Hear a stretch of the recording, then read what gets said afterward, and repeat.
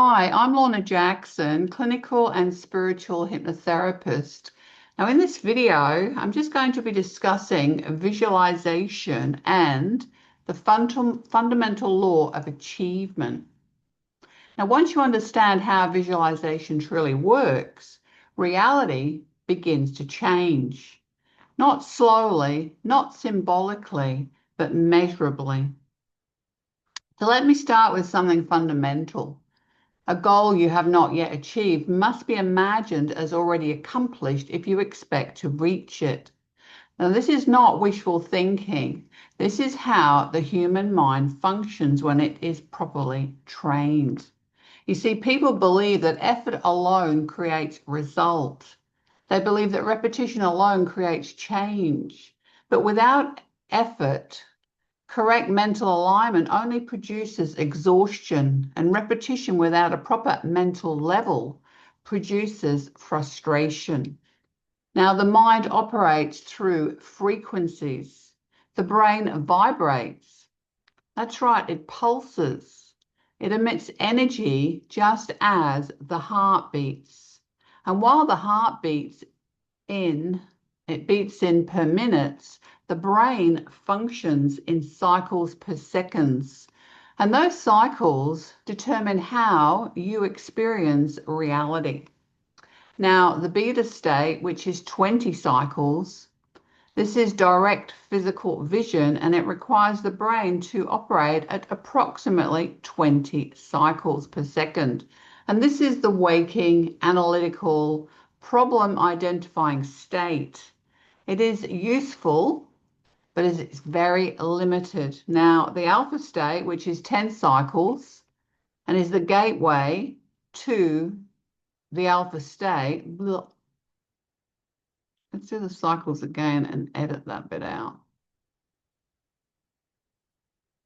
Go back to the beta state.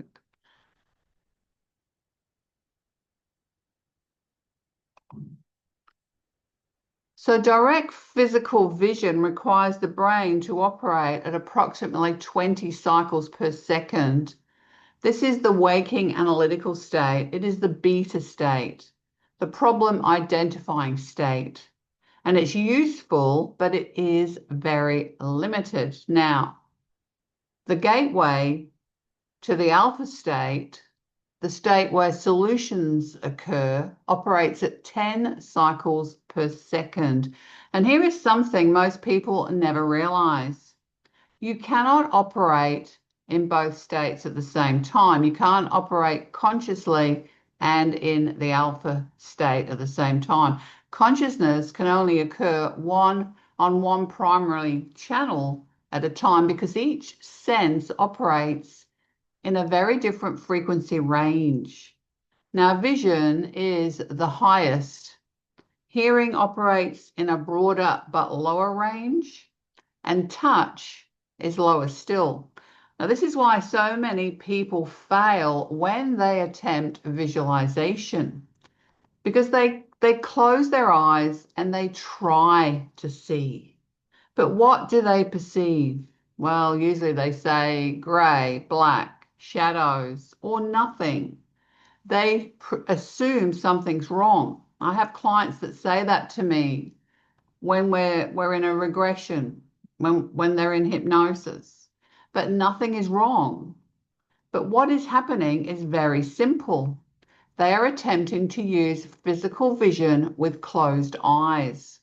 Now, the moment you try to see, the brain prepares to focus. It does that automatically.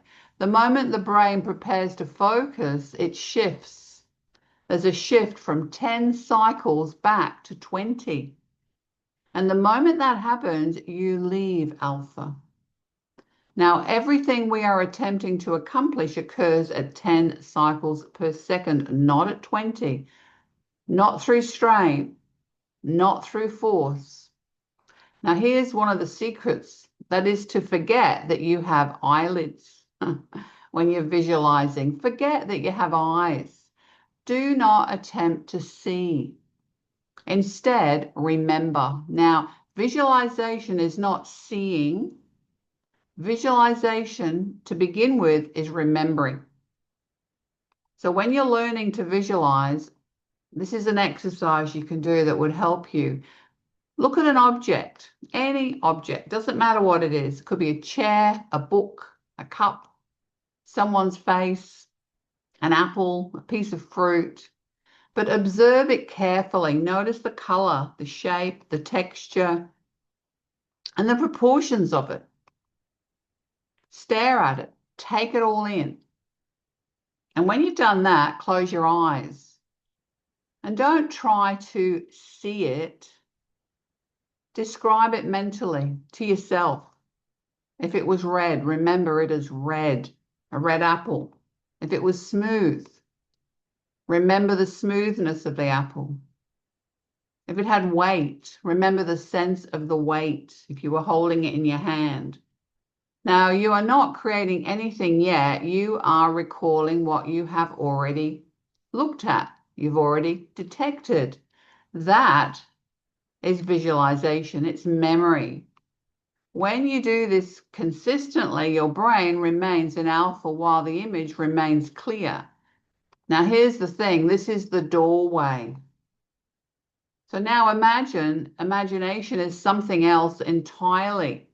Imagination begins when you stop recalling and start modifying. So take a house that you remember. Maybe it's your home where you live. Change its color. Add another window. Move the door. Alter the roof. Because the moment you alter an existing image, you are imagining.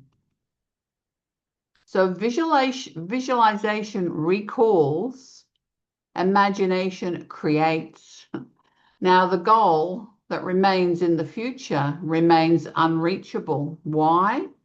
Because the physical world only reflects what has already been finalized in the mental world. You must place the period mentally. And not I will, not I am trying, not I hope. And when you operate from the left hemisphere, time appears linear. The past is behind you, the present is where you stand, and the future is in front of you. But when you consciously shift, when your consciousness shifts to the right hemisphere, the intuitive, intangible domain, when you're in alpha, time is organized differently. The past appears to the right. The present is in front of you. And the future appears to the left. So here's the secret. If you want to achieve a future goal, well, then you must imagine it already achieved and place it mentally to your left. Not ahead, but already done. And feel the accomplishment, feel the relief, feel the certainty. And then you allow the physical world to reorganize itself around that completed mental act. You do not force it, you do not change it, you do not interfere. You just let it happen. Because mentally, it already has. And when it manifests, it might feel natural, almost obvious, as though it could not have happened any other way. So thanks for watching. Have a great day.